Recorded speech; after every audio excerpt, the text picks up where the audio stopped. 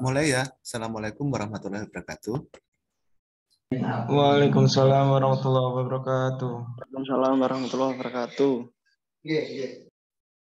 Kita akan melanjutkan tentang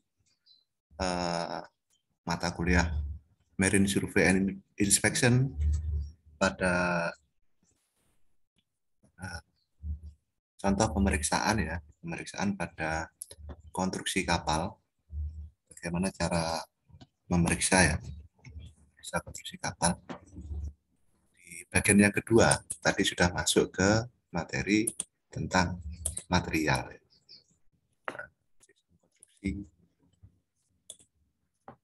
Sistem konstruksi yang pertama tadi adalah material. Ini satu kebetulan saja ya, material yang sedang kita bicarakan tadi adalah material logam. Material akan dibagi menjadi dua, logam dan non-logam. Kebetulan kapal-kapal di karakter dari teknik manufaktur kapal adalah kapal. Kapal itu asumsinya ya, seagoing vessel. Kapal, apa bedanya kapal dengan perahu? Kapal, ini satu kebetulan. Kalau material yang dipakai untuk membuat kapal itu bukan material logam atau non-logam. Nah, non-logam sendiri ada yang material organik, ada non-organik.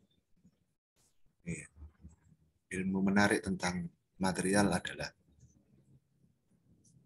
sama seperti sampai suka terhadap suatu makanan ya, makanan buah, umbi-umbian, material dasar namanya ketela rambat atau ketela pohon, bisa sampai buat menjadi ketela godong,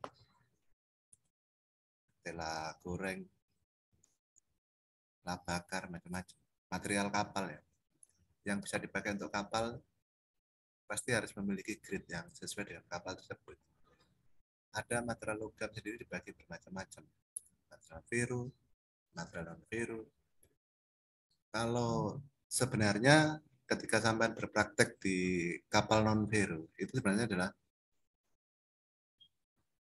non-ferro ya. Non-ferro itu kalau stainless steel itu bahan dasarnya tetap ferro ya. Ferro, kromium, maka aluminium itu bukan ferro, non-ferro.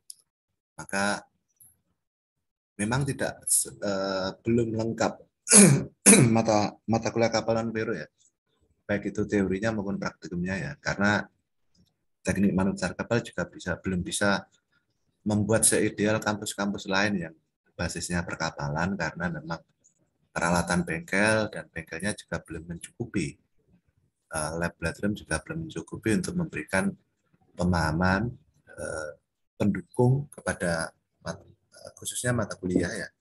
Kapal non-ferro, produksi kapal non-ferro ya, mata kuliah tersebut sebenarnya adalah mata kuliah yang dibuat untuk mempelajari karakter-karakter kapal pada kapal-kapal yang berbasis non-baja. Sementara TMK itu fokusnya ke baja. Maka kita tambahkan mata kuliah yang spesifik non-ferro. Artinya di dalam teori maupun prakteknya nanti sampean bisa kita berikan dari manajemennya TMK itu tentang kapal-kapal yang non-baja, non-ferro, aluminium, kayu, fiber, kemudian fiber reinforced plastik ya. Fiber sendiri itu kan bermacam-macam juga ya. Ada fiber reinforced plastik ya, artinya FRP itu ada yang carbon fiber. Carbon fiber itu yang dahulu kapalnya yang terbakar itu yang kapal Kelewang ya, yang kapalnya punyanya Lundin terbakar. Itu carbon fiber ya. Dulu sempat sudah berdiskusi waktu di Surabaya tentang kenapa harus dipakai carbon fiber. Asumsinya carbon fiber itu lebih bisa menyerap terhadap radar. Padahal fungsi stealth atau fungsi siluman pada kapal itu bukan di situnya, tapi di sudut dari lambung. tidak bisa memberikan radar. Bukan hanya melulu di material. Artinya pemilihan material ternyata salah dan sekarang materialnya diganti dengan aluminium. Aluminium itu juga bermacam-macam ya. Untuk Merin itu ada 5083, seri 5000 dan seri 6000 ya. Dari 8 seri yang ada di pasaran, seri 1000, seri 1 ya, seri 1000, 1X.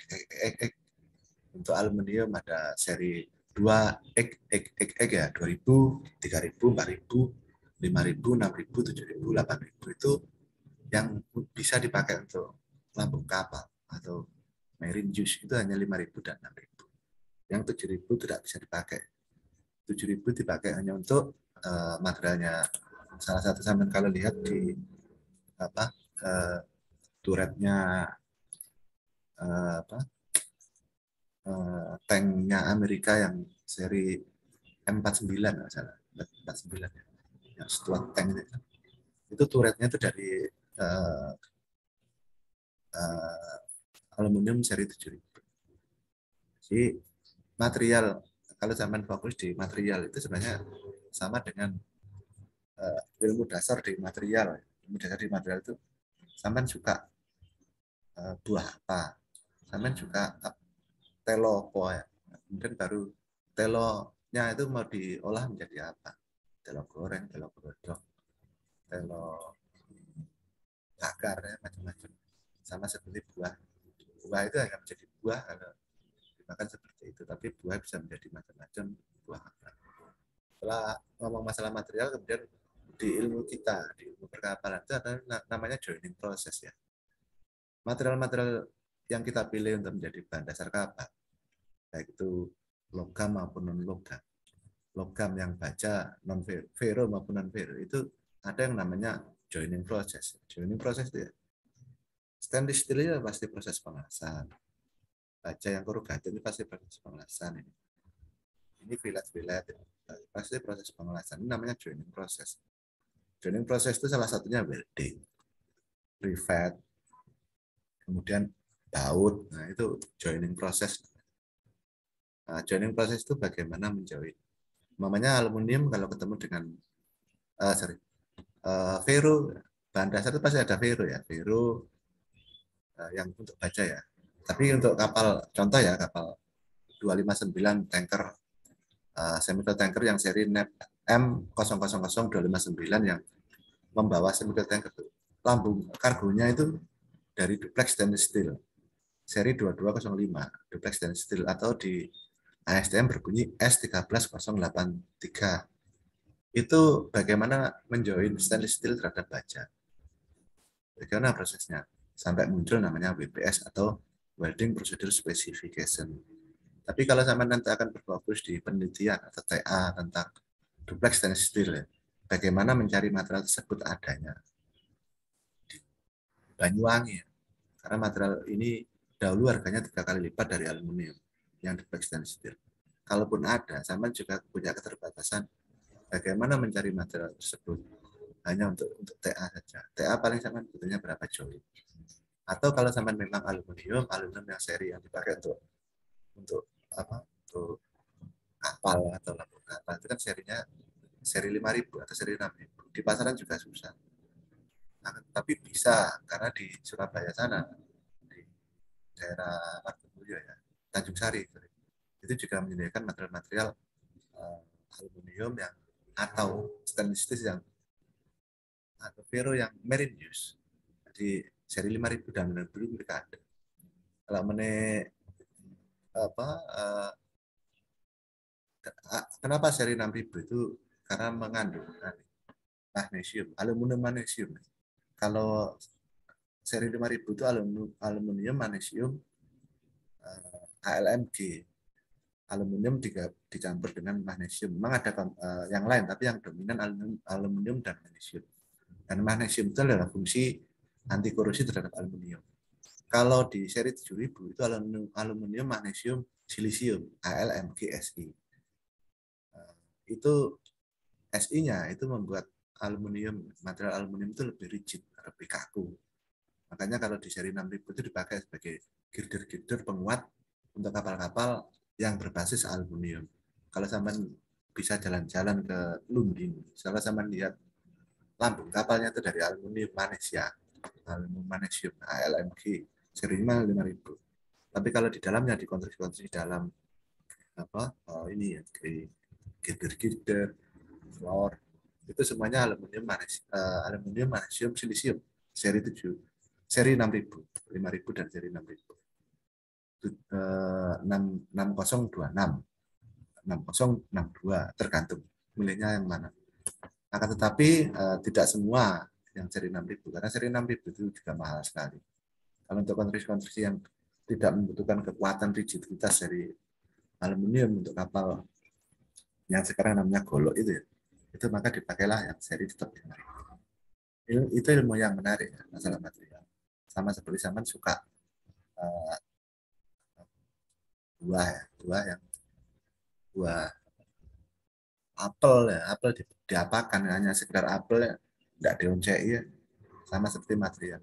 Nah, joining proses itu menjadi menarik. Kayu kan juga berbanyak macam. Kayu untuk kapal itu kan pasti kayu meranti, kayu jati, kayu yang kelasnya di kelas awetnya sekian, kelas kuatnya sekian, tuh kayu-kayu yang bisa dipakai di kapal. Bukan hanya perahu ya, kapal. Jadi kapal-kapal sekarang itu sudah memenuhi non-conventional vessel standar sebenarnya. Cuma apakah benar? Jadi ilmu kayu itu bagaimana cara menjoin kayu? Bisa dibaut, bisa dilipat, bisa dilem, macam-macam. Joining proses. Nah, tidak hanya sekedar kayu. Proses untuk menekuk kayu pun menjadi menarik. Pakai penukuan panas, penukuan sama seperti baja. Bagaimana cara menekuk korrugated? Pakai mekanik bisa, pakai bisa. Mengetahui proses membuat baja atau logam, non logam menjadi bentuk kapal, itu adalah prosesnya. Maka menjadi menarik ya, belajar masalah material, joining proses. Kalau sampai mau TA ya, tugas akhir penelitian ya, kalau fokus di material ya silakan. Bagaimana cara menyusun kapal menjadi suatu konstruksi? Itu ilmu desain. Konstruksi seperti ini bagaimana cara menghitung korugatednya? Kenapa korugatednya dibandingkan dengan yang ini lebih kuat, yang sama-sama kuatnya, akan tetapi materialnya lebih sedikit karena ada perhitungannya. Bagaimana membuat ini menjadi memenuhi standar dari kelas, itu adalah proses desain. Nah, proses desain itu bisa dihitung dengan kekuatan struktur ya, baik melalui SolidWorks, baik melalui MS Nastran, atau software-software yang bisa mendukung itu. Bisa menghitung dengan proses manual, proses matematika ya. Khususnya matematika terapan atau matematika teknik ya, yang bisa menghitung. Konstruksi ini harus diverifikasi ya. Sama mendesain suatu konstruksi, kemudian ada perhitungan. Contoh ya, teman kan di semester kemarin kan ada sistem konstruksi yang pakai AutoCAD Excel. Di belakang kan ada perhitungan kekuatan menjangkau kapal. Itu berbasis ilmu matematika ya. Ilmu matematika yang sudah saya masukkan dalam perhitungan-perhitungan di Excel-nya, itu sudah saya masukkan, dan itu sudah terverifikasi dari peraturannya BKI. Akan tetapi harus tetap dihitung itu, disatu kalikan dengan software yang sekarang ada. Dahulu software yang ada cuma MS Nastran. Pada saat saya membuat itu tahun 2002 atau 2006, dan itu amat sangat berat. Software MS Nastran, seingat saya dulu, berat sekali. Waktu nge-save itu jam 6 sore nge-save, jam 6 pagi baru selesai nge-save MS Nastran. Ada juga ya program-program lain yang bisa ya, yang dahulu, yang sekarang banyak. SolidWorks itu bisa dipakai untuk menghitung kekuatan, atau kalau sampai kemarin itu pakai ANSYS, ya gampang itu pakai ANSYS. Nah, proses menghitung kekuatannya, kekuatan transversal bar, yang satunya pakai konstruksi ini, yang satunya pakai konstruksi ini. Kemudian saya menghitung berdasarkan kekuatan dari Excel matematis itu, dengan diverifikasi dengan software, atau menghitung dengan software dihitung dengan diverifikasi dengan matematika. Itu adalah proses ya. Dan itu masuk ke ilmu konstruksi dan kekuatan. Konstruksi dan kekuatan ya. Apakah bisa? Bisa. Bisa menjadi bahan TA, bisa. Dan itu masuk konstruksi dan kekuatan karena laboratorium kita tidak cukup ada labnya dan tidak cukup ada bengkelnya, maka itu masuk ke kelompok desain. Desain khususnya desain konstruksi dan kekuatan. Itu kan kekuatan. Yang lain-lainnya terkait gambar kapal, fungsi bagi kompartemen dan lain-lain itu ada desain ya. Itu akan menjadi menarik bagi sampean yang sedang maunya. Sampean kan juga harus punya target tuh kapan harus proposal TA. Proposal TA ya kemungkinan di sampean angkatan sampean ya bulannya kan Agustus ya. Agustus. Kayak kalau mulai mikir ya, menemukan sesuatu yang ilmu kapal itu sebenarnya ilmu yang nggak menarik. Ilmu kapal. Kalau sudah sampean tahu, membuat sampean tertarik mempelajari ilmu kapal itu kan tantangannya kan di situ. Sama seperti sekarang sampean mencari tema yang sebenarnya bagi sampean itu tidak menarik, tapi itu menjamin sampean lulus semuanya. Atau menjamin TA-nya sampean selesai. Sama lah seperti di Luis Jaya itu kan sebenarnya juga ada material. Apakah boleh beli potongan? Ya, bisa rugi ya Luis Jaya. Di mana lagi ya ada pesan material untuk sampean? Di Mangir itu ada dulu waktu kakak kasih sampean ya. Dulu saya sempat bimbing TA-nya anak-anak mesin ya, anak-anak mesin yang rumahnya daerah Pancer itu. Sampai material yang dibeli ya di daerah situ, di daerah Mangir itu. Kalau dari kampus ke kanan ya apa namanya ke arah selatan itu ya. Sebelum kali menuju Mangir itu ada kanan itu ada bengkel ya, macam gudang itu. Setelah Taman Sari itu, kanan jalan itu ada gudang. Kalau beli potongan plat, bahkan aluminium saya lihat itu ada, pipa itu ada di situ. Sertifikatnya kalau sampean minta dan beruntung ya ada di situ. Untuk beli material ya, untuk yang menggarap TA di material, logam maksud saya logam. Kalau untuk kayu ya, bahkan kalau saya lihat ada yang keluarga ya, orang tua ya, kakak, ada keluarga dekat atau keluarga jauh yang punya pemotongan kayu sampai. Ada juga yang keluarganya juga apa pengusaha kayu, tukang kayu. Saya mengatakan tukang kayu bukan untuk pilihan profesi itu bermacam-macam ya. Tukang kayu itu bukan itu profesi ya, profesi yang apakah terhormat atau tidak terhormat ya. Itu profesi pilihan. Nah, di situ yang kemudian sampean punya banyak kesempatan untuk mengambil judul TA itu. Material itu banyak, material di kayu.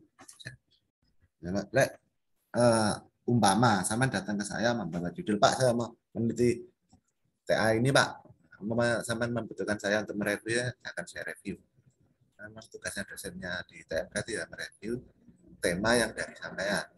Jadi dalam hal ini ketika sampean datang ke dosen untuk dosen ya membawa tema yang akan sampean bawa. Ini sebenarnya sesuatu yang nggak menarik ya. Ilmu kapal, ilmu material. Tapi membuat sampean tertarik mempelajari ilmu kapal, ya, material dan lain-lain itu tantangan. Maka untuk TA itu sesuatu yang TA itu mata kuliah. TA itu mata kuliah. Sama seperti mata kuliah yang lain. Jangan menjerat dirimu sendiri ya dengan TA yang kamu inginkan. Tapi TA yang kamu butuhkan. Sing sampean bisa.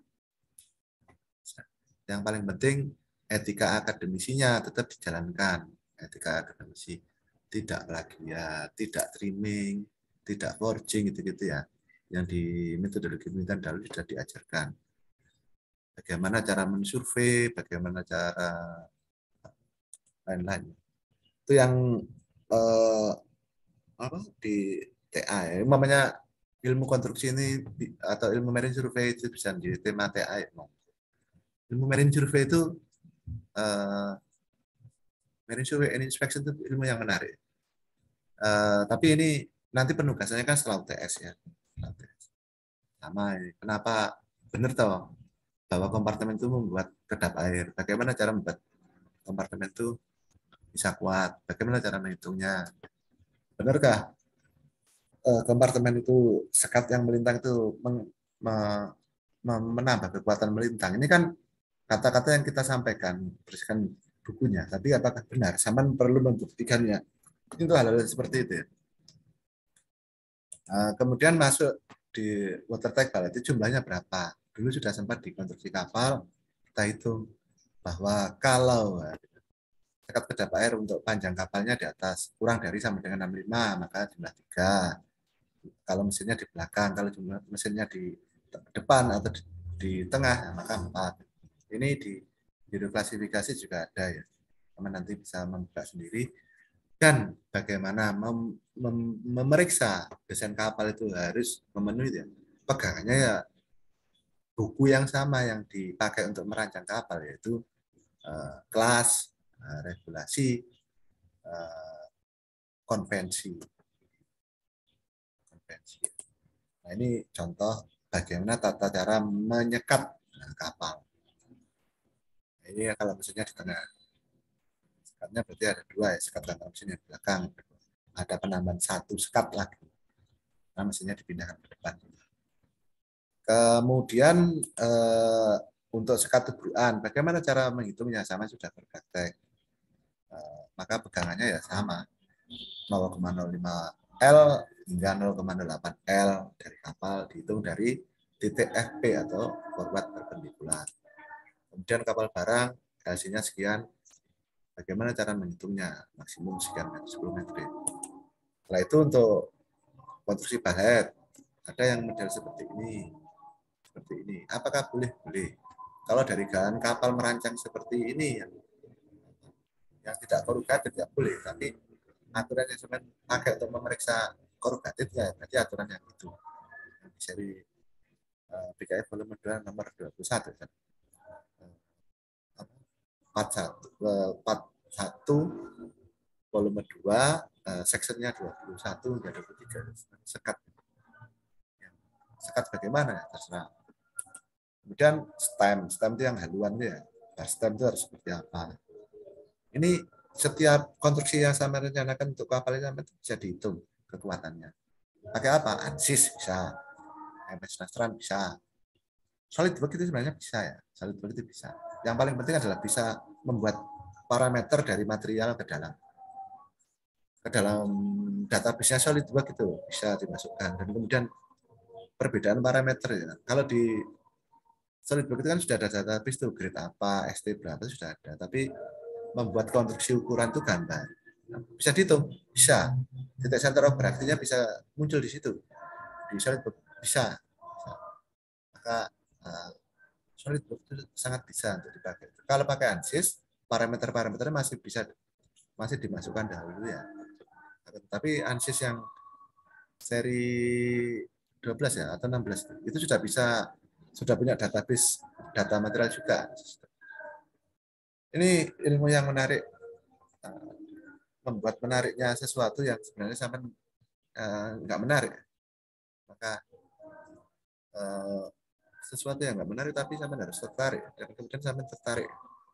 Nah, itu tantangan untuk mencari tema juga seperti itu ya, tema TA. Kemudian nah ini pemodelan FEM, Finite Element Method. FEM, pemodelan FEM. Kalau kapalnya pemodelan FEM itu apakah menjadi judul TA? Bisa pemodelan FEM, tapi harus ada verifikasi matematikanya. Nah, kalau pakai maksud tidak bisa pakai maksud itu basis mas ya. Maksud itu basis dasar, masih dasar sekali.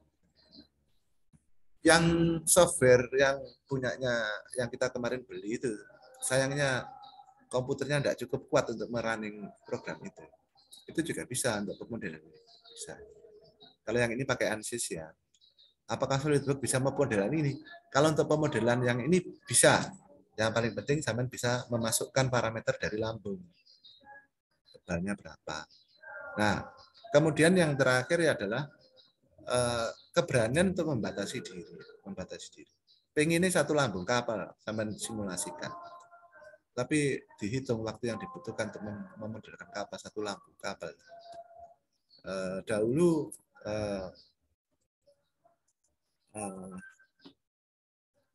saya punya komputer ya dulu waktu pertama kali di Surabaya untuk kuliah ya, masalah pemodelan. Teman saya memakainya untuk pemodelan kapal satu lampu. Setelah itu ya macet komputer saya. Akhirnya membatasi diri. Di mana yang mau disimulasikan di tengah kapal aja. Di area karbul yang paralel middle body itu. Yang lainnya tidak diparameterkan. Maka apakah boleh? Boleh. Itu membatasi diri ya. Maka batasan masalah di judul TA juga menjadi penting. Pinginnya KB, lambung kapal. Tapi software juga terbatas, komputer juga terbatas. Kemudian waktu juga terbatas. Sama menggarap TA paling berapa bulan. Sampai 1 tahun. Tapi efektifnya kan cuma 8 bulan. Itu yang harus dihitung. Dan kapal ini sampai detailnya juga bisa. Yang hijau sudah diterima, yang biru juga diterima. Merah berarti kan masalah. Ini pemodelan. Pakai apa ini ya? SIS bisa. Nah ini kemudian radar. Bagaimana cara menghitung radar? Sampai di semester ini menghitung radar. Bagaimana perhitungannya? Nah, di sekarang. Bagaimana cara memeriksanya? Ya pakai perhitungannya sendiri itu memeriksa. Sampai bisa menggambar, maka sampai harus bisa memeriksa.